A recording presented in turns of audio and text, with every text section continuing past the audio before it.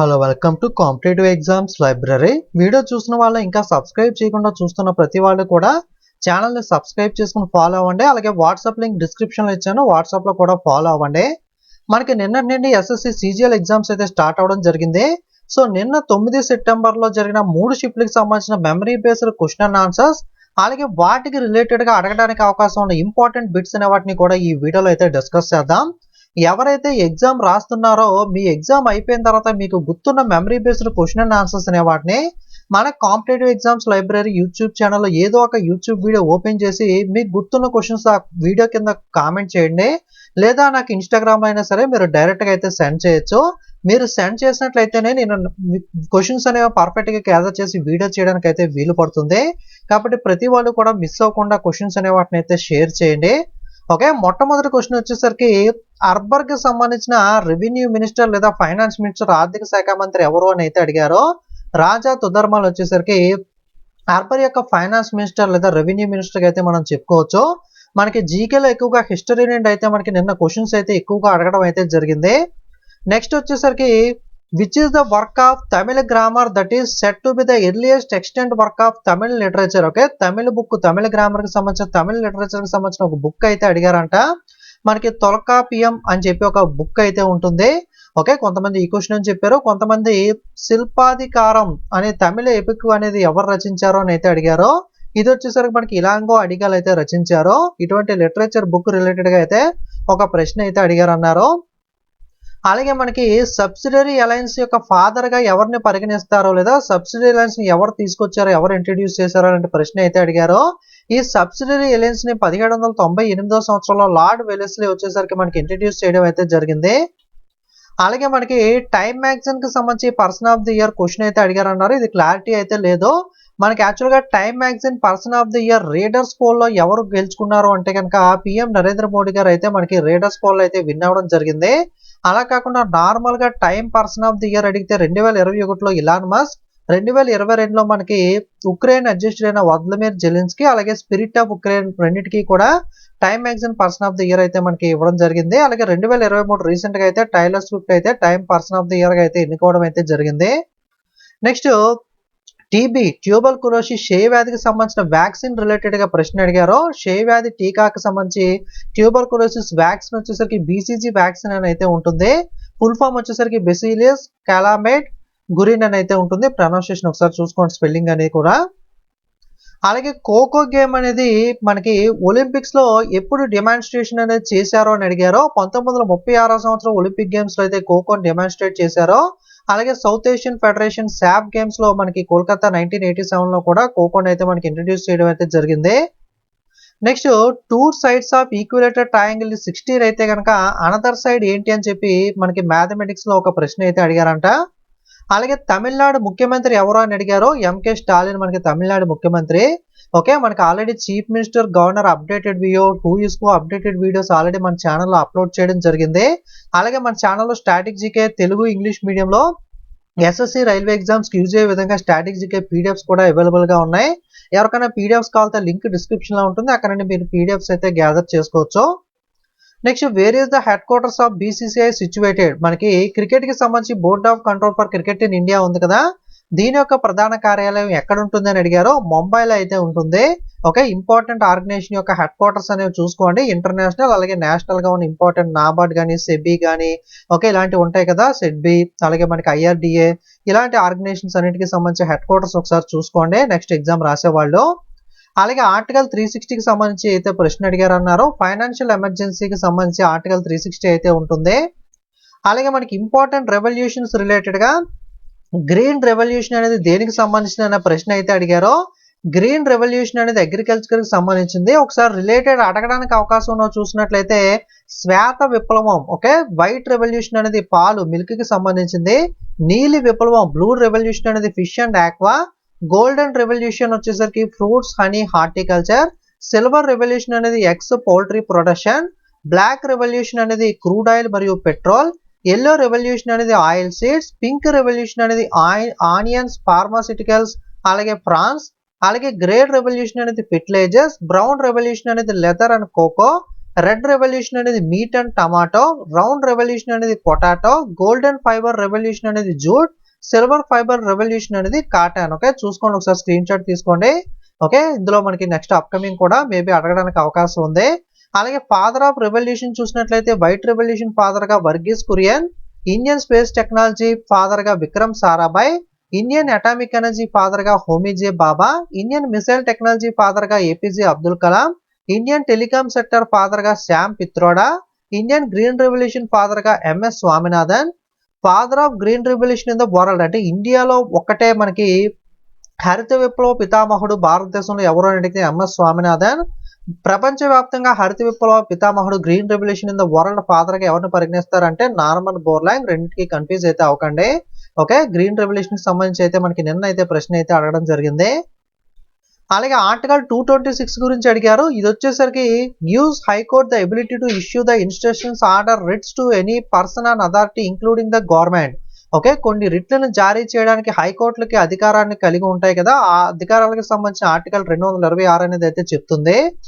అలాగే ఆర్టికల్ 125 అనేది salary and allowances of supreme court judge, supreme court జడ్జికి సంబంధించిన వేతనాల గురించి ఆర్టికల్ 125 అనేది అయితే చెప్తుంది. ఆర్టికల్ కి సంబంధించి కూడా ఖచ్చితంగా మనకి ప్రతి షిఫ్ట్ లోను ప్రశ్నలు అయితే అడుగుతున్నారు. అప్కమింగ్ కూడా ఆర్టికల్స్ మీద అడిగే అవకాశం ఉంది కాబట్టి ఖచ్చితంగా ఆర్టికల్ టాపిక్ చూసుకోండి. ఆల్రెడీ మన ఛానల్లో వీడియో కూడా అప్లోడ్ చేయడం జరిగింది. అలాగే ఫస్ట్ హైకోర్టు ఏంటి అని అడిగారు. కలకత్తా హైకోర్టు 1962లో మనకి జూలై 2న ఫస్ట్ హైకోర్టును అయితే మనకి ఇండియాలో ఎస్టాబ్లిష్ చేశారు. అలాగే most fertile type of soil ఏది అని అయితే అడిగారు. అలోవెలా సాయిల్ అనేది అయితే మోస్ట్ ఫెర్టైల్ సాయిల్ అయితే అవుతుంది. అలాగే మనకి IUPAC యొక్క ఫుల్ ఫామ్ అడిగారు. International union and pure and applied chemistry అనేది అయితే అవుతుంది. మనకి ఆప్షన్స్ తెలియవు కాబట్టి ఇందులో మనకి డిఫరెంట్ సబ్జెక్ట్స్ లో డిఫరెంట్ మనకి ఫుల్ ఫామ్స్ కూడా ఉండొచ్చు. ఆప్షన్ తెలియదు కాబట్టి మనం ఎగ్జాక్ట్ గా అయితే చెప్పలేము. ఎగ్జామ్ రాసిన వాళ్ళు ఒకసారి కన్ఫర్మ్ చేయండి. అలాగే మనకి గగన్ నారంగ్ మనకి ఏ క్రీడకు సంబంధించిన క్రీడాకారుడు అని అడిగితే క్వశ్చన్ అనేది షూటర్ అయితే అవుతుంది. ఈయన్ని రీసెంట్ గా 2024 ప్యారిస్ ఒలింపిక్స్ కి చీఫ్ ది మిషన్ గా అయితే అపాయింట్ చేశారు. క్వశ్చన్ ఎలా అడిగారు అంటే గగన్ నారంగ్ కి ఒలింపిక్ మెడల్ అనేది ఏ సంవత్సరంలో వచ్చింది అని అడిగారు. 2012వ సంవత్సరంలో ఒలింపిక్ గేమ్స్ లో బ్రాంజ్ మెడల్ కాంస్య పథకాన్ని అయితే గగన్ నారంగ్ విన్ అవడం అయితే జరిగింది. అలాగే ఖానా అబ్దుల్ గఫర్ ఖాన్ ని ఏమని పిలుస్తారో లేదా ఫ్రంటర్ గాంధీ అని ఎవరిని పిలుస్తారో అని ప్రశ్న అయితే అడిగారో. ఫ్రంటర్ గాంధీ అని ఖానా అబ్దుల్ గఫర్ ఖాన్ అయితే పిలుస్తారో. ఇంపార్టెంట్ పొలిటికల్ పర్సన్స్ కి నిక్ నేమ్స్ అయితే ఉంటాయి, ఒకసారి చూసుకోండి. అలాగే లతా మంగేష్కర్ గారికి వచ్చిన అవార్డు గురించి ప్రశ్న అయితే అడిగారు. 1969లో పద్మభూషణ్, 89లో దాదాసాహెబ్ ఫాల్కే అవార్డ్, 1999లో పద్మ విభూషణ్, 2001లో భారతరత్న అవార్డ్స్ అయితే లతా మంగేష్కర్ గారికి రావడం అయితే జరిగింది. ఓకే, ఇంపార్టెంట్ మ్యూజిషియన్స్ ఎవరైతే ఉంటారో వాళ్ళకి వచ్చే అవార్డుల గురించి ఖచ్చితంగా ప్రశ్న అయితే SSCలో అడుగుతాడో. ఈ టాపిక్ మీద కూడా మనం PDF ఇవ్వడం జరిగింది, ఆ వీడియో కూడా చేయడం జరిగింది. అలాగే తవా రివర్ అనేది ఎక్కడ ఉంది అని అడిగారో. మనకి మధ్యప్రదేశ్ లో అయితే ఉంటుంది. అలాగే మనకి లాత్మార్ హోలీ అనేది ఎక్కడ జరుపుకుంటారని అడిగారు. ఇది మనకి బర్సానా మరియు నాంద్గాన్ అనే ఏరియాలో మాత్రం ఉత్తరప్రదేశ్ కి దగ్గరలో అయితే జరుపుకుంటారు. స్టేట్ ఇస్తే ఉత్తరప్రదేశ్ అవుతుంది, పర్టికులర్ గా ఏరియాస్ ఇస్తే ఎందుకంటే ఉత్తరప్రదేశ్ మొత్తం కూడా జరుపుకోరు. బర్సానా మనకి నాంద్గాన్ ఏరియాలో మాత్రమే జరుపుకుంటారు లత్మార్ హోలీ అని అడిగితే కనుక. లేదా which state harvest festival is Holi అని ప్రశ్న అడిగితే కనుక జమ్మూ అండ్ కాశ్మీర్ అయితే ఆన్సర్ అవుతుంది. ఓకే, ఫెస్టివల్స్ మీద కూడా ప్రశ్నలు అయితే ఖచ్చితంగా అడుగుతాడు. అలాగే ఉమెన్స్ ప్రీమియర్ లీగ్ అనేది మనకి 2023లో స్టార్ట్ అవడం జరిగింది. IPL ఉంటుంది కదా, ఇండియన్ ప్రీమియర్ లీగ్. అదే విధంగా మహిళలకు WPL అనేది స్టార్ట్ చేశారు. ఇది 2023లో ఇనాగరల్ ఎడిషన్ ముంబై ఇండియన్స్ గెలుచుకుంటే ఢిల్లీ క్యాపిటల్స్ రన్నర్ గా నిలిచింది. రీసెంట్ గా 2024లో రాయల్ ఛాలెంజర్స్ RCB గెలుచుకుంటే ఢిల్లీ క్యాపిటల్స్ అయితే రన్నర్ గా ఉంది. 2 సంవత్సరాల్లోనూ ఢిల్లీ క్యాపిటల్స్ కామన్ గా రన్నర్ గా ఉంది. బట్ విన్నర్ మాత్రం 2023లో ముంబై ఇండియన్స్, 24లో RCB. ఏ సంవత్సరం అడిగితే అది ఆన్సర్ అవుతుంది. IPL 2023లో చెన్నై సూపర్ కింగ్స్ గెలుచుకుంటే గుజరాత్ టైటన్స్ రన్నర్ గా నిలిచింది. 2024లో కోల్కతా నైట్ రైడర్స్ గెలుచుకుంటే సన్ రైజర్స్ హైదరాబాద్ అయితే మనకి రన్నర్ గా నిలవడం అయితే జరిగింది. అలాగే మనకి క్యాపిటల్ ఆఫ్ యాదవ డైనస్టీ ఏంటి అని అడిగారు. లేదా దేవగిరి అనేది ఏ డైనస్టీ యొక్క క్యాపిటల్ అని అయితే అడగడం జరిగింది. క్యాపిటల్ ఆఫ్ యాదవాస్ మనకి దేవగిరి మనకైతే డైనస్టీకి సంబంధించి క్యాపిటల్ గా ఉండేది. దీని ప్రస్తుతం దౌలతాబాద్ అని అయితే పిలుస్తున్నారు. ఈ దౌలతాబాద్ ప్రస్తుతం ఎక్కడ ఉందంటే ఛత్రపతి సంభాజీనగర్ డిస్ట్రిక్ట్ మహారాష్ట్రలో అయితే ఉంది. అలాగే first tiger reserve in India okay established లేదా ప్రాజెక్ట్ టైగర్ అనేది ఎప్పుడు ఎస్టాబ్లిష్ చేశారు అని అడిగితే కనుక ప్రాజెక్ట్ టైగర్ అనేది 1 ఏప్రిల్ 1973 సంవత్సరంలో ఎస్టాబ్లిష్ చేయడం జరిగింది. ఈ ప్రాజెక్ట్ కింద భారతదేశంలో మొట్టమొదటిగా 1973లో టైగర్ రిజర్వ్స్ మనకి ఓకే ఈ టైగర్ ప్రాజెక్ట్ కింద 1973లో ఇండియాలో చాలా టైగర్ రిజర్వ్స్ కూడా మనకి ఎస్టాబ్లిష్ అయితే చేశారు. అలాగే 1972లో రిలేటెడ్ ఇన్ఫర్మేషన్ ప్రకారం వైల్డ్ లైఫ్ ప్రొటెక్షన్ యాక్ట్ ఏ సంవత్సరం అడిగితే 1972, 1973లో project tiger, world population plan of action 1974, forest conservation act 1980, environmental protection act 1986. 36వ జాతీయ క్రీడలు ఎక్కడ జరిగాయి అని అడిగితే గుజరాత్, 37వ జాతీయ క్రీడలు నేషనల్ గేమ్స్ ఎక్కడ జరిగాయి అంటే గోవా. ఇది కూడా ఇంపార్టెంట్ గుర్తుపెట్టుకోండి. అలాగే ఆర్టికల్ 32 గురించి అయితే అడిగారంట. ఇది remedies for enforcement of fundamental rights including the writs, ప్రాథమిక హక్కుల అమలుకు సంబంధించిన పరిష్కారాల గురించి ఆర్టికల్ 38 అయితే చెప్తుంది. అలాగే బీహార్లో ఫోక్ డాన్స్ గురించి అయితే ప్రశ్న అడిగారంట. ఎగ్జాక్ట్ గా ఏ డాన్స్ అడిగారన్నది ఐడియా లేదు. బిదేషియా, జతజాతిన్, పన్వారియా, జిజియా, బాకో బైకన్ లాంటి నృత్యాలు అయితే బీహార్లో కొన్ని ఇంపార్టెంట్ ఫోక్ డాన్సెస్. మనకి ఖచ్చితంగా క్లాసికల్ డాన్స్, ఫోక్ డాన్సెస్ మీద కూడా నెక్స్ట్ షిఫ్ట్ లో కూడా అడుగుతాడు, ఖచ్చితంగా చూసుకోండి. అలాగే ఆర్టికల్ 63 గురించి అడిగారంట. వైస్ ప్రెసిడెంట్ ఉపరాష్ట్రపతి రిలేటెడ్ గా ఆర్టికల్స్ అయితే అడిగారన్నారు.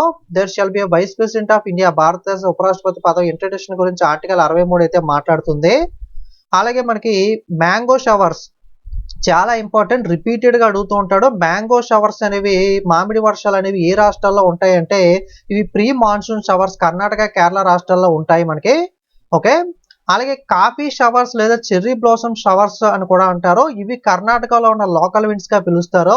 అలాగే బార్దోలి చరహా లేదా టీ షవర్స్ అని చెప్పి అంటారు. ఇవైతే అస్సాం రాష్ట్రంలో ఉంటాయి, ఎక్కువగా అడుగుతూ ఉంటాడు ఇవి. ముఖ్యంగా మ్యాంగో షవర్స్ అయితే చాలా సార్లు అయితే ఎస్ఎస్సి రైల్వే ఎగ్జామ్స్ లో అయితే అడిగాడు.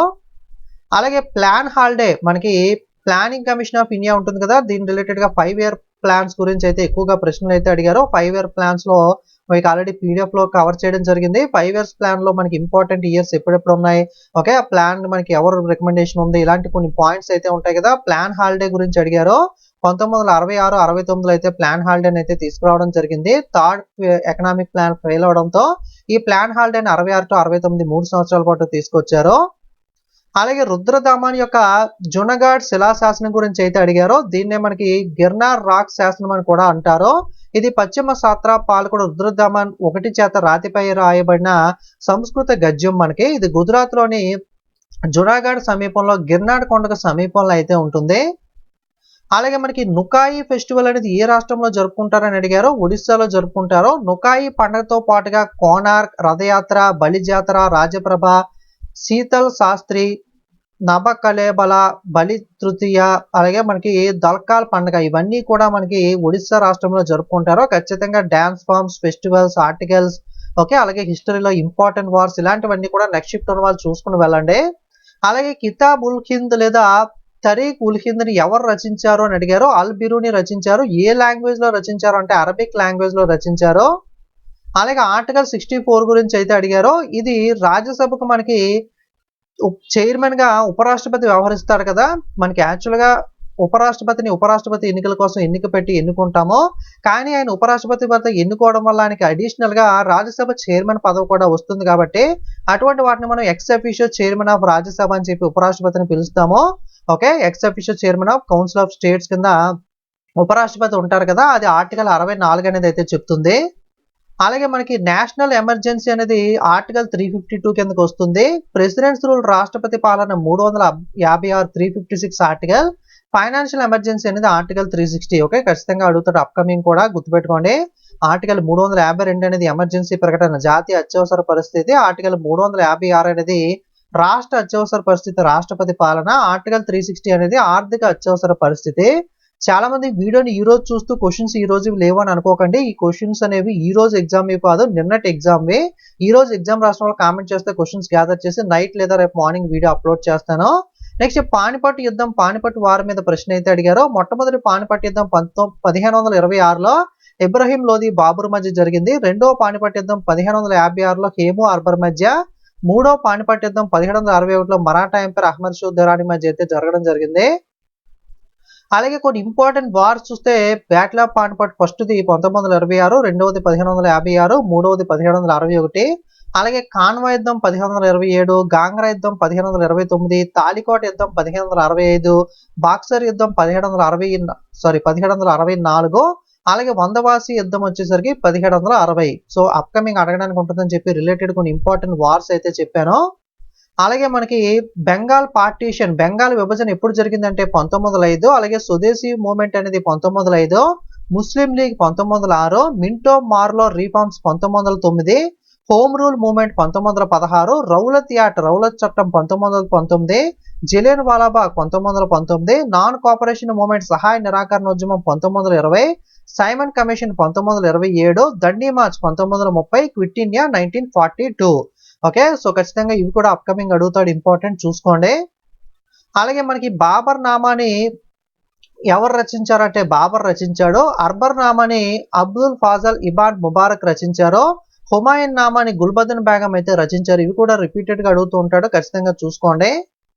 అలాగే మనకి మొఘల్ ఎంపైర్ క్రానియాలజీ చూసుకున్నట్లయితే మొట్టమొదటిగా మొఘల్ ఎంపైర్ ని స్థాపించింది ఎవరు అంటే Babar, next Humayun, next Akbar, next Jahangir, next Shah Jahan, next Aurangzeb. So ప్రముఖ వ్యక్తులు మొఘల్ ఎంపైర్ లో వీళ్ళ తర్వాత మరికొంతమంది పరిపాలించారు. చిట్ట చివరి మొఘల్ ఎంపైర్ ఎవరు అంటే బహదూర్ షా జఫర్. పక్కన ఇయర్స్ కూడా మెన్షన్ చేశాను, ఒకసారి చెక్ చేసుకోండి. మొఘల్ ఎంపైర్ మీద కూడా Delhi sultanate Mughal empire related గా కూడా ఖచ్చితంగా అప్కమింగ్ ప్రశ్నలు అయితే వచ్చే అవకాశం అయితే ఉంది. సో ఇది ప్రస్తుతానికి గ్యాదర్ అయిన 9th షిఫ్ట్ లో ఉన్న క్వశ్చన్ అండ్ ఆన్సర్స్ అనేవి. ఇంకేదైనా క్వశ్చన్స్ మిస్ అయితే కామెంట్ చేయండి.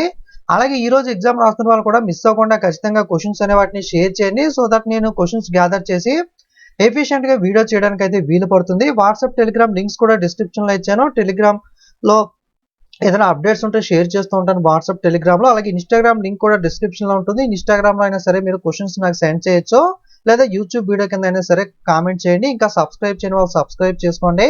సోషల్ మీడియా లింక్స్ డిస్క్రిప్షన్ లో ఉంటాయి. అలాగే స్టాటిక్ జీకే పీడిఎఫ్స్ ఎవరికైనా కావాలంటే అది కూడా డిస్క్రిప్షన్ లో ఇస్తాను, ఒకసారి చెక్ చేయండి. Okay, thank you.